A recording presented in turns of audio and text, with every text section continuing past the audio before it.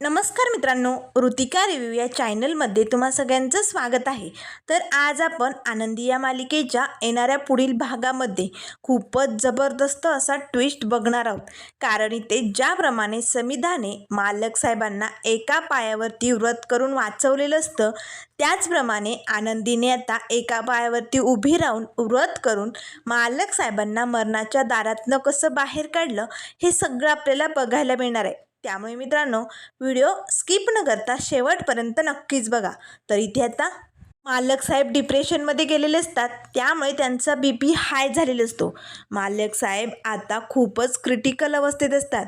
डॉक्टरांचे उपचार चालू असतात, पण अजूनही मालक साहेबांना शुद्ध आलेली नसते. सगळ्या निंबाळकरांना धक्का बसलेला असतो. सगळेजण टेन्शनमध्ये असतात. पण विद्याधरची मात्र नाटकं सुरूच असतात. कारण मुलं माझ्या विरोधात जाऊ नये असं त्याला वाटत असतं. त्याच्या साथीलाही शलाका त्याला साथ देत असते. त्याच वेळेस आता आनंदी मात्र खूप भडकलेली असते. कारण यावेळेस विद्याधरने आता मालक साहेबांच्या जीवाशी खेळ खेळण्याचा प्रयत्न केलेला असतो. त्यामुळे आनंदीने आता काहीही करून मालक साहेबांना या संकटातनं बाहेर काढायचं ठरवलेलं असतं. तर त्याच वेळेस डॉक्टर साहेब आता सगळ्यांना वरती मालक साहेबांच्या रूममध्ये बोलावतात. हे बघा, आजची रात्र मालक साहेबांसाठी खूप कठीण जाणार आहे. आजच्या रात्रीत मालक साहेबांना शुद्ध यायलाच हवी. जर त्यांना शुद्ध आली नाही तर ते कदाचित कोमात जाऊ शकतात किंवा मग त्यांचा जीवही दगावू शकतात. आता मात्र हे ऐकून शिल्पा, पृथ्वी सगळ्यांना धक्का बसतो. मिताली रडत असते, नाही, बाबांना काही होणार नाही. शिल्पा, माई तिची समजूत काढत असतात. आनंदीला तर मोठा धक्का बसतो. मालक साहेबांना काही होता कामा नये. त्याच वेळेस आता डॉक्टर म्हणू लागतात, हे बघा, आमचे उपचार चालू आहे, पण आता जे काय आहे ते देवाच्या हातात. आता देवच मालक साहेबांना वाचू शकतो. त्याच वेळेस आनंदी लगेच आता पटकन छायाताईंना घेऊन इकडे खाली येते. समिधाताईच्या फोटोसमोर उभी असते, रडत असते. समिधाताई, काहीतरी करा ना. तुम्ही सदैव मालक साहेबांसोबत असता की नाही? मग आत्ताही तुम्हाला मालक साहेबांची साथ देणं खूप गरजेचं आहे. त्यामुळे प्लीज समिधाताई, धावून या ना. मालक साहेबांचा जीव वाचवणं खूप गरजेचं आहे. त्या विद्याधरमुळे मालक साहेबांवरती ही वेळ आली, पण मी मालक साहेबांना काही होऊ देणार नाही. पण त्यासाठी मला तुमच्या आशीर्वादाची, तुमच्या साथीची गरज आहे. समिधाताई, काहीतरी करा, मालक साहेबांना वाचवा. असे म्हणत आता आनंदी समिधाच्या फोटोसमोर रडत असते. त्याच वेळेस आता तिकडे विद्याधर येतो. हसतच आता विद्याधर आनंदीजवळ येऊन टाळ्या वाजू लागतो. वा आनंदी, वा. अगं, देवाकडे काही करू शकत नाही आता तू, म्हणून या समिधा वहिनीकडे आली का? पण ही समिधा वहिनी जीव सोडून गेली, ती काय तुझ्या मालक साहेबांना वाचवणार? शक्य नाही. आता आता तुझा मालक साहेब जाणार. त्याच वेळेस आता लगेच आनंदी म्हणू लागते, बास विद्याधर सर, लय ऐकून घेतलं. आता मी माझ्या मालक साहेबांबद्दल एक शब्दही ऐकून घेणार नाही. ते माझं सौभाग्य आहे आणि माझं सौभाग्य कसं वाचवायचं ना, हे मला चांगलंच माहिती.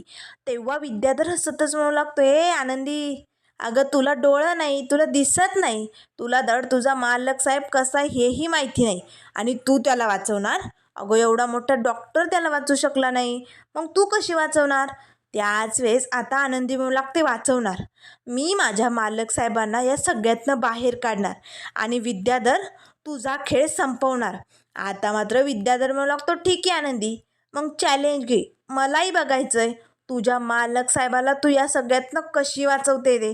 कदाचित उद्या सकाळपर्यंत मालक साहेब जाईलही. आता मात्र आनंदी लय भडकते. त्याच वेळेस आनंदीला लक्षात येतं की पृथ्वी तिने मागच्या वेळेस जेव्हा प्रांजल आणि शिल्पाने तिला शिक्षा केलेली असते, तेव्हा बोललेलो असतो की मालक साहेबांचा म्हणजेच आपल्या बाबांचा जीव वाचवण्यासाठी समिधाने म्हणजेच समिधाताईंनी मालक साहेबांसाठी एका पायावरती उभी राहून व्रत केलेलं असतं. हे सगळे क्षण आता आनंदीला आठवतात. त्याच वेळेस आनंदी पटकन छायाताईंना आवाज देते, छायाताई लवकर या, मला आजच्या रात्रभर इथे एका पायावरती उभी राहून व्रत करायचंय. आता छायाताईंना धक्का बसतो. आनंदीताई, तुम्ही असं नाही करू शकत. हे बघा, प्लीज आनंदीताई, ऐका ना, असं नका करू. त्याच वेळेस आता लगेच आनंदी म्हणू लागते, नाही छायाताई, आज मी देवाकडे साकडं घालणार आणि माझ्या मालक साहेबांना शुद्धीवरती देवाला आणावंच लागेल. असे म्हणत आता समिधाप्रमाणेच आनंदी एका पायावरती उभं राहून हातावरती दिवा ठेवून आता व्रताला सुरुवात केलेली असते. त्याच वेळेस आता सगळे निंबाळकर धावतच खाली येतात. आता हे सगळं बघून पृथ्वीला मात्र जरा राग येतो, कारण हे सगळं आपल्या बाबांसाठी आपली आई करत असायची आणि ती जागा आनंदी नाही घेऊ शकत. पण त्याच वेळेस आता लगेच शिल्पा म्हणू लागते, आनंदी तुझी हिंमत कशी झाली ग? हे बघ, तू असं काही करू शकत नाही आहे. तू माझ्या भावासाठी हे सगळं करणं थांबव. त्याच वेळेस आनंदी एक नाही दोन नाही गप्प तिचं आता देवाचं नामस्मरण चालू असतं. तेव्हा माई म्हणू लागतात, शिल्पा थांब, तिला रोखू नको. तुला आठवतंय ना, जेव्हा युगंधरच्या जीवावरती बेतलं होतं तेव्हा समिधाने हेच व्रत करून त्याला मरणाच्या दारातनं बाहेर काढलं होतं. कदाचित आज तेच व्रत पुन्हा युगंधरला वाचवू शकतं. आपल्याला युगंधरचा जीव महत्त्वाचा आहे की नाही, त्यामुळे आजची रात्र एवढं कठीण प्रसंग आपल्याला कसा तरी सामोरा जावाच लागेल. त्याच वेळेस पृथ्वी लागतो, तू थांब, माई बरोबर बोलतायत, आनंदीला करू दे हे सगळं.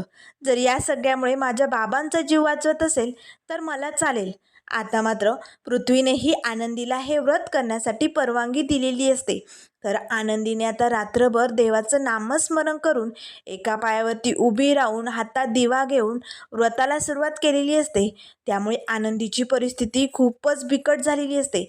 एका पायावरती कठीण प्रसंगात असं उभं राहणं तिला जमत नसतं, पण मालक साहेबांसाठी हे सगळं काही तिने सहन केलेलं असतं. शिर्के सगळेजण आता मालक साहेबांची शुद्धीवर येण्याची वाट बघत असतात. डॉक्टरही आता उपचार करत असूनही काही उपयोग होत नाही.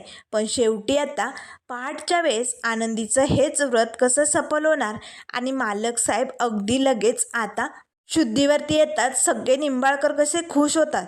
त्यामुळे आता समिधाच्या या व्रतामुळे आनंदीने मालक साहेबांचा जीव वाचवलेला असतो. हे सगळं बघून आता विद्याधर आणि शलाकाला मात्र मोठा धक्का बसलेला असतो, कारण ज्या युगंधरची जाण्याची वाट ते बघत असतात त्याच युगंधरला मरणाच्या दारातनं आता आनंदीने सुखरूप बाहेर काढलेलं असतं. आता पृथ्वी मात्र आनंदीकडे एकटक बघू लागतो, कारण केवळ आनंदीच्या या प्रार्थनेमुळे या व्रतामुळेच आज मालक साहेब वाचलेले असतात. त्याच वेळेस आता इथे मालक साहेब शुद्धीवर येताच आनंदी पटकन देवाचे आभार मानते आणि मालक साहेबांपर्यंत पोचली असते. तिला धड चालता येत नसतं, पण कसं बसं आनंदी आता मालक साहेबांपर्यंत पोचलेली असते. आता मालक साहेब शुद्धीवर येताच आनंदीच्या जीवात जीव आलेला असतो, पण आनंदीने आता ठामपणे ठरवलेलं असतं, आता बास, आता माझ्या मालक साहेबांना त्रास होईल असं मी काही होऊ देणार नाही. आता ना मी हे घर सोडून जाणार, ना इकडनं कुठे जाणार. माझी मुलं आणि माझे मालक साहेब यांना मी एकत्र आणणार. त्यासाठी मला या विद्याधरचा काटा काढावा लागणार, असं ठामपणे आनंदीने ठरवलेलं असतं. आता मुलांसमोर या विद्याधरचा खरा चेहरा, खरं सत्य आनंदी कसं आणणार हे आपल्याला लवकरच कळेल. त्यामुळे मित्रांनो, अशाच मालिकेंच्या अपडेट पाहण्यासाठी चॅनलला लाईक करा, सबस्क्राईब करा. व्हिडिओ पाहिल्याबद्दल धन्यवाद.